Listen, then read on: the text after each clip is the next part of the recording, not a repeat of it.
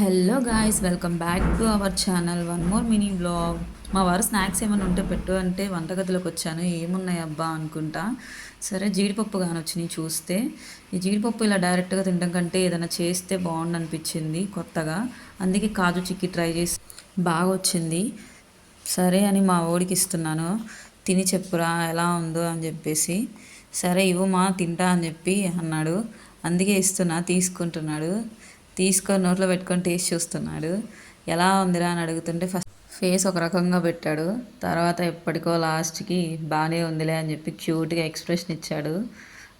సరే సాటిస్ఫాక్షన్. తర్వాత మా వారి దగ్గరికి వెళ్ళాను. ఎలా ఉందో చెప్పమంటే ఆహా ఏమి రుచి అన్నట్టు ఎక్స్ప్రెషన్స్ ఇస్తున్నాడు, కళ్ళు గాల్లో చూస్తూ. సరే సరిగ్గా చెప్పు బాగుందా లేదా అని అంటే ఆలోచించి ఆలోచించి ఏం చెప్పాలా అనుకో అని ఫైనల్గా బాగానే ఉంది అని చెప్పాడు. ఎంత పర్సంటేజ్ ఇస్తావు 100కి అంటే 75 అన్నాడు.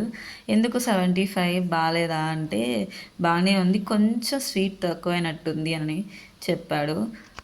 సరే ఫస్ట్ టైం ట్రై చేశానుగా, నో ప్రాబ్లం. 75 అంటే నేను సక్సెస్ అయినట్టే.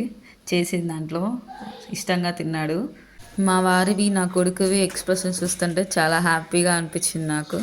మనం ఏదైనా వంట చేసినప్పుడు మనకి ఇష్టమైన వాళ్ళు బాగుందని చెప్తే ఆ కలిగే సంతోషమే వేరు కదా.